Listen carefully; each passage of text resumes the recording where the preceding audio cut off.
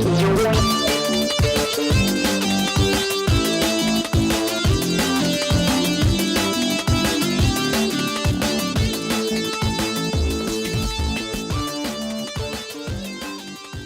well, if I'm going to be nice, then I will grab my scanner and try and get a real...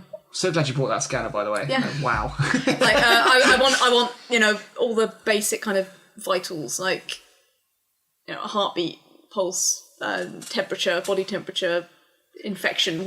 Are they covered in the same stuff as the brittle stuff, basically? As you approach you made the observation earlier as a group that the same material appears to be coating most surfaces in this ship. However, you've seen it in a dried out state, you've seen it in an elastic kind of membranous state. Here it is practically liquid. Like slime, you say. It is like a mucus, for lack of a better But it's the term. same substance.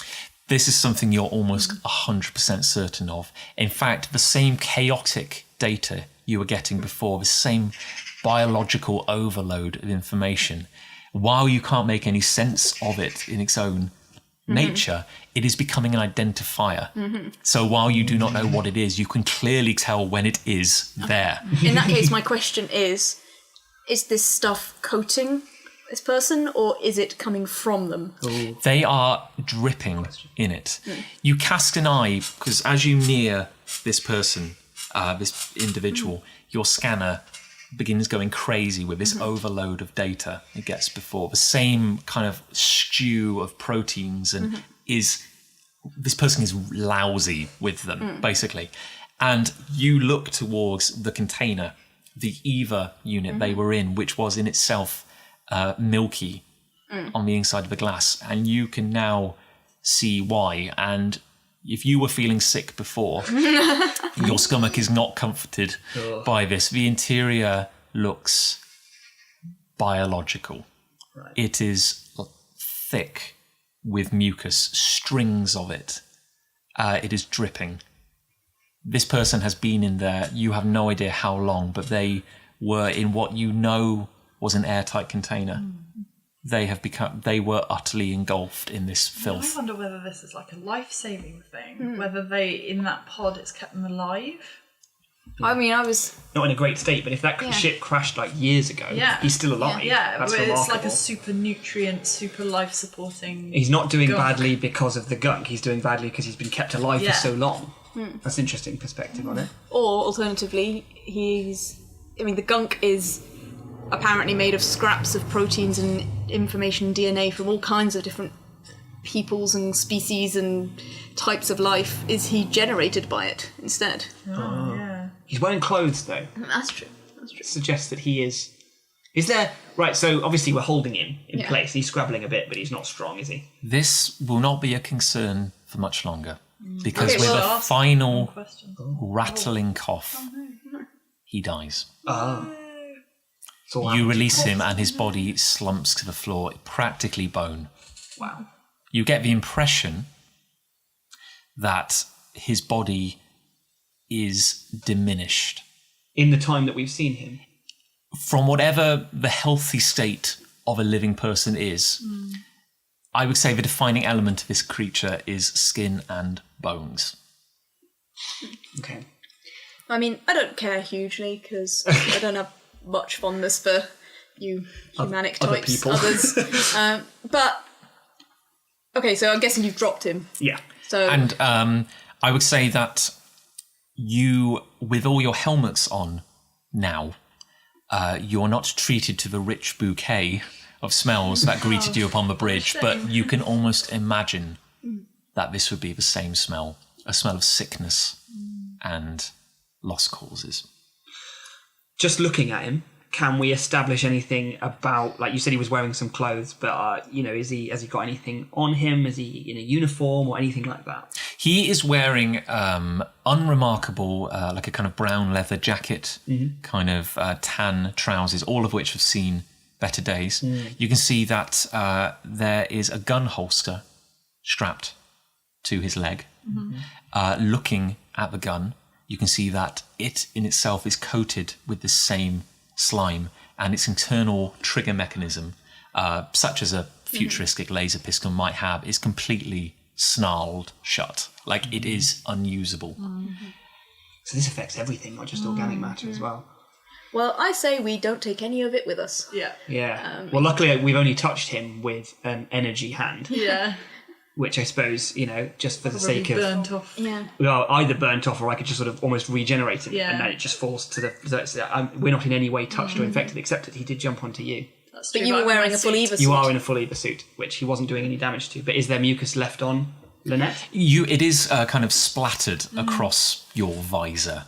Okay. But you feel fairly confident that within the suit, as it were, It's not reactive. No, the onslaught of slime which has been kind of blasted upon you, not damaging you don't feel it's damaging the suit as such. You feel that maybe if you wiped yourself down, such as anything in this ship is clean, you'd probably be clean enough. Okay. Okay, well, I'd like Do to... that with a big energy finger. It's like... just wipes some crap off you. I'd basically just like to scan the body, get as much information, no matter how nonsensical it is, as I can, so maybe when I get some better computing power, I can make some sense of it. Fine. But I do not want to take this thing with us. No, I'm going to say that your scanner, this wonderful Omni tool, begins gathering data, and I'm going to say it's going to start running a few processes in the background. So it can't, Yeah, I'm imagining this thing is it's a mobile unit. Like, it's not going to be able to tell us anything. No, it has nothing to tell you right now, but you get the impression the more data you collect, you may have some conclusions to draw later. So this will probably take me a little while. Okay. I can't really move away whilst this thing's going on. Well, the point No, if I may, sorry, I'm going to say that you are able to gather data Just and not take it with you, and I'm going to say that the scanner will be running some background processes while you travel. So we need to stay here. We got the Eva suits to get into the bridge. And do you want to check some of the other rooms? No. They might also be full of slime zombies. Did you see what was in this one? Well, I mean, I've only got this wish for so long. Potentially. Okay, now's the time to go up to the bridge, Yeah. and then we'll come back to the rooms on our way out. Yeah, I'd say. I think the bridge is a hub, isn't it? Like, we may be able to learn more about what happened here, whether there's anyone alive here. We might be able to, if we can get the internal power going, we can use their computer. That's true. That's very See true. what happened. See if they got a black box. Yes, yeah, maybe recordings of the last Yeah. trip it had or whatever. Let's do that. Let's go Okay. to the bridge. Cool. Okay, so I'm going to say that you can enter the corridor again without a vent. It's absolutely fine. And you retrace your steps back up the stairs to the bridge. And you now find yourself at the same film covering Has the it grown entranceway. You get the impression that, now that you're safe in your suits, and I'm going to say that your gauntlets are still persisting for a little while, you are able to press up against the film, which is the colour of snot. Yeah. And the colour of, it's a yellowing greenish sickness. But you feel more comfortable touching it now wearing gloves than you did before. As you press against the slit you carved before, it breaks open again, but you get the impression that it had already begun gumming itself shut again. Right. So, feeling emboldened, if not entirely happy, you press Never happy. your way forward through this film, and the three of you enter the bridge. What you see here is quite unsettling. Considering we have just been jumped on by a slime zombie. You bear in mind that Let's jump that. when you first arrived on the top of the ship, you looked through the glass of the dome and you were greeted to this milky film. The next time you saw this milky film was looking in through the glass of an EVA storage unit, and you know what greeted you there. Yeah. This is that writ large. The interior of the glass dome is covered in what can only be described as mucus of a truly incredible quantity. At its highest point, kind of like with gravity working against this liquid, it is quite thin at the top of the dome. As it pools at the side, it has kind of solidified into great big rivulets, which while once liquid have now kind of solidified. You get the impression to touch them, they would be tacky. Right. Like calcified almost. But there's a degree of solidity to it. It's like this stuff is thick like a mucus and it flows with gravity. And as it stabilizes, it begins to dry up. Right. There are weird alien shapes and structures in this thing, as if it's almost forming like a weird geometry of its own that goes beyond just a liquid. As if in the more deeper, more concentrated areas, you could almost see weird shapes kind of forming, like a crude clay structure that's being sculpted by some hand. The tank, the pool, which would have once held water, is empty.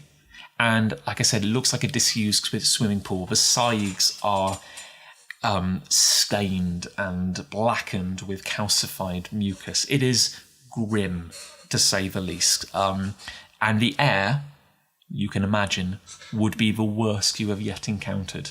But thankfully, you are now all wearing breathing material. Well, since I've still probably got bare skin to some extent because I couldn't fit into the suits, I don't want to stay here for long, so I'm going to go straight to the console. Grand.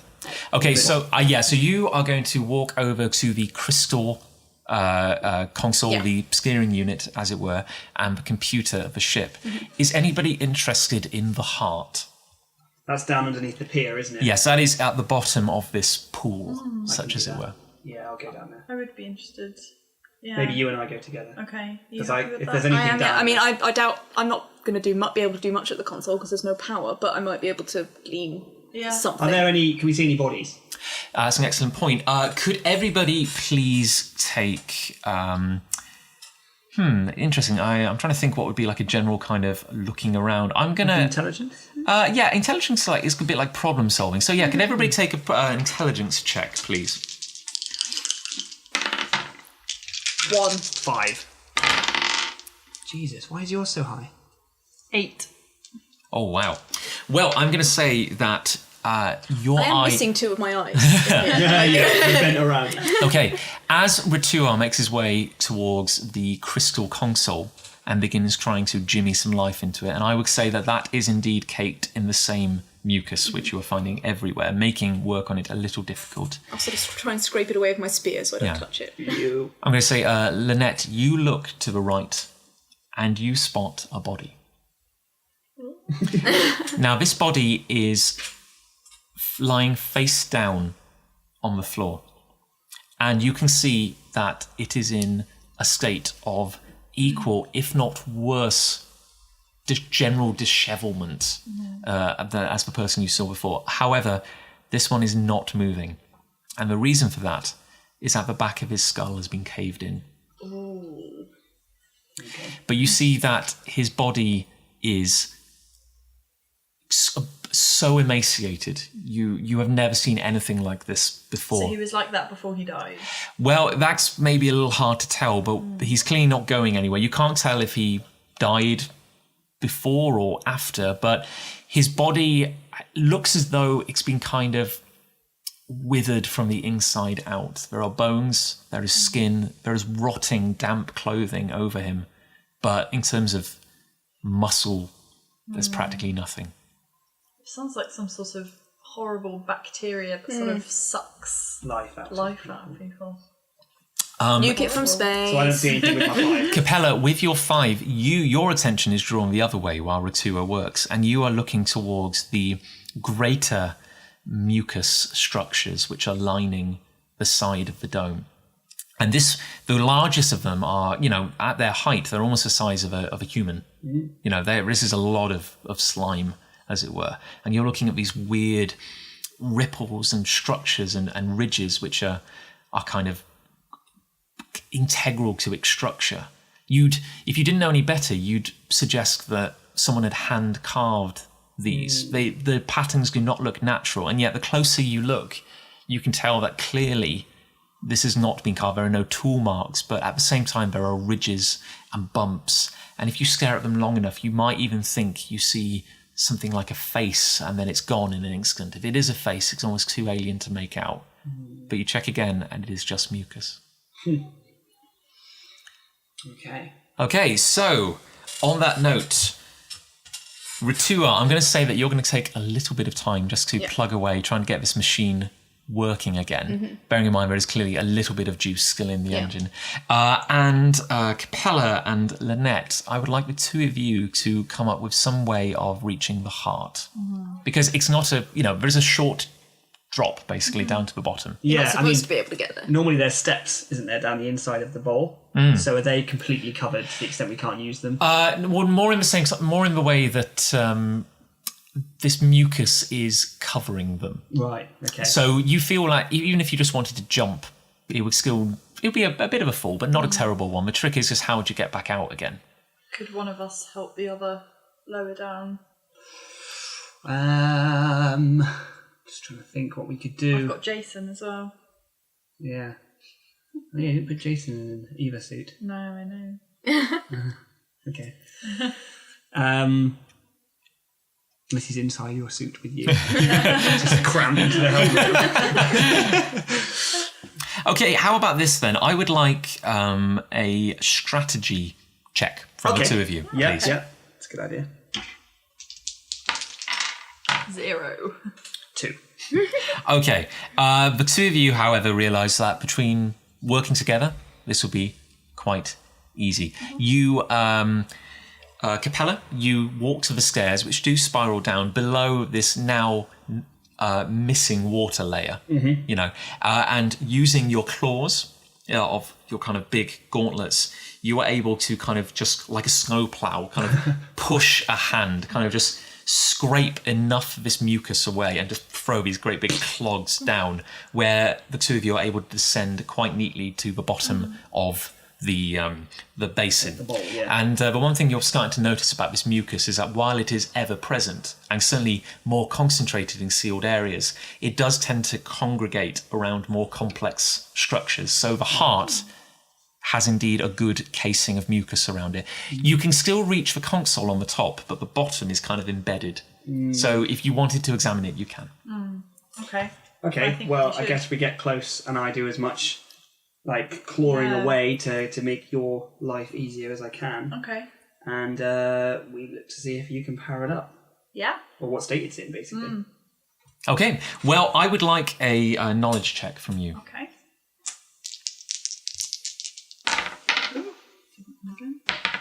0. Okay, you are You struggling might to... want burst points. Oh, that's a good point, actually, I know yeah. we haven't used any of these. Did you use your bonus as well on mechanical No, I checks? didn't. No.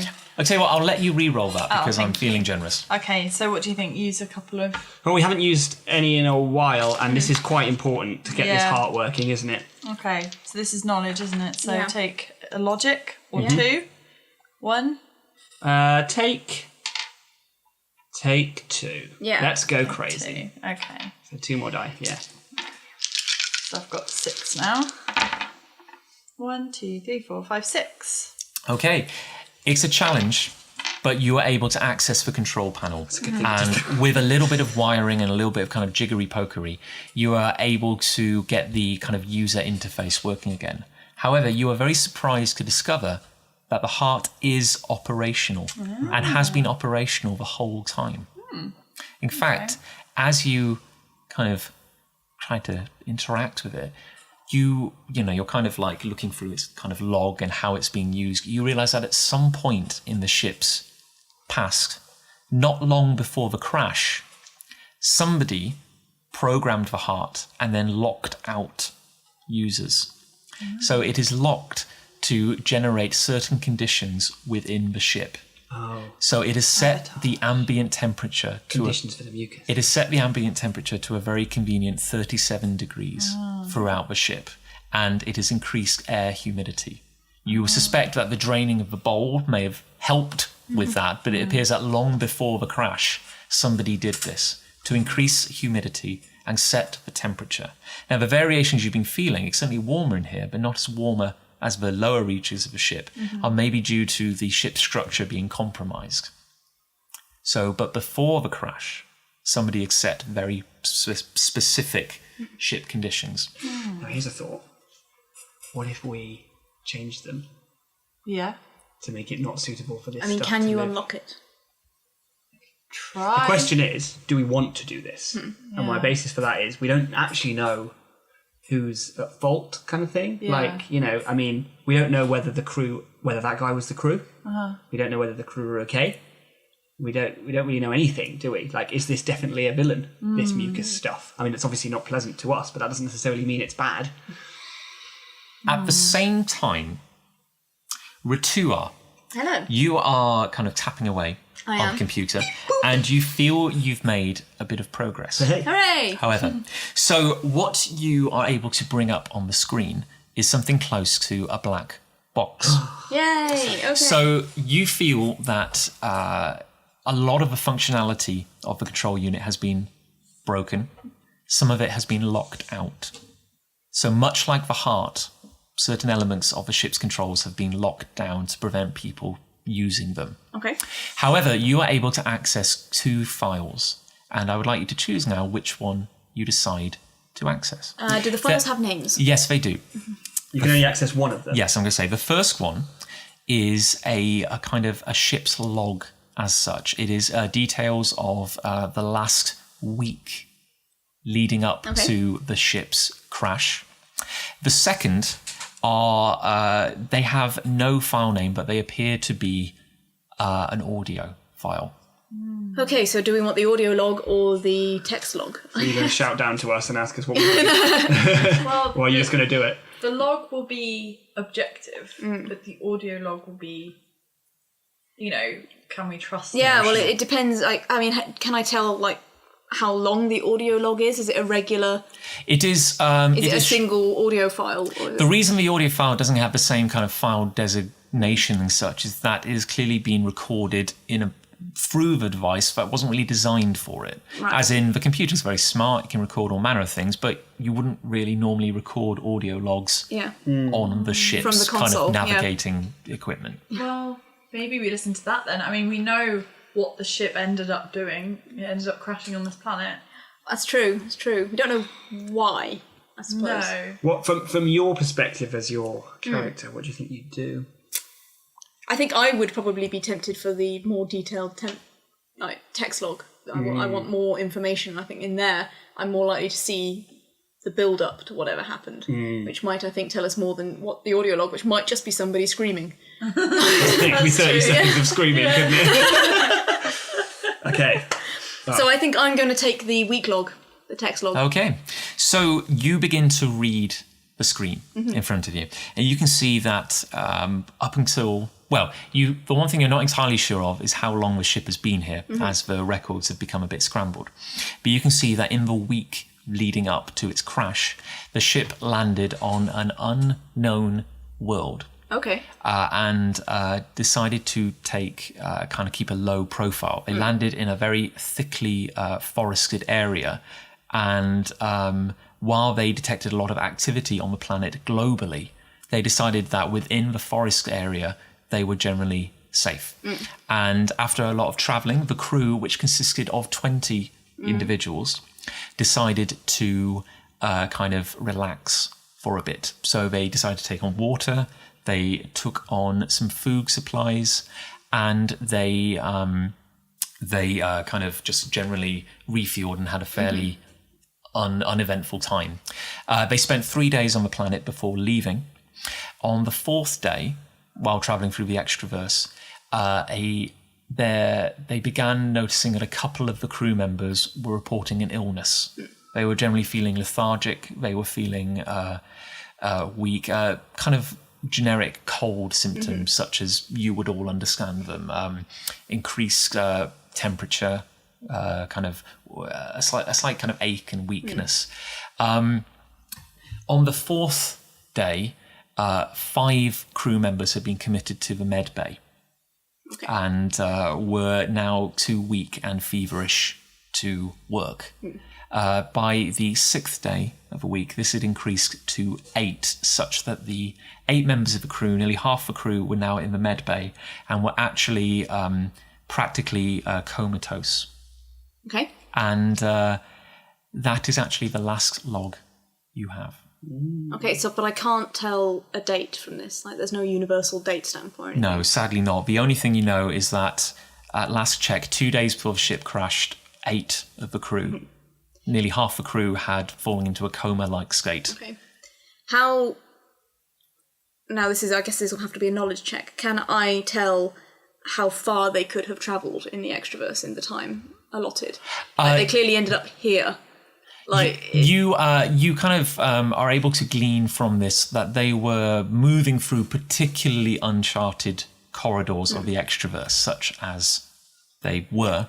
Another thing you are able to glean is more information on the crew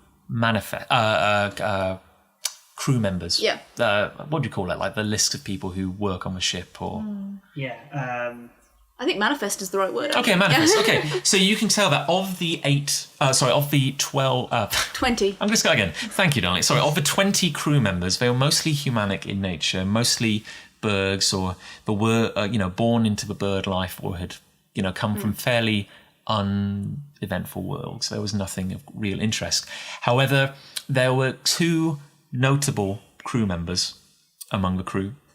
One was he was the muscle of the ship, and he came from a world where the humanic peoples, such as they were incredibly large and brutish in nature.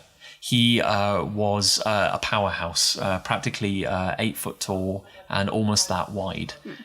Really a nice soul, but very, very physically strong.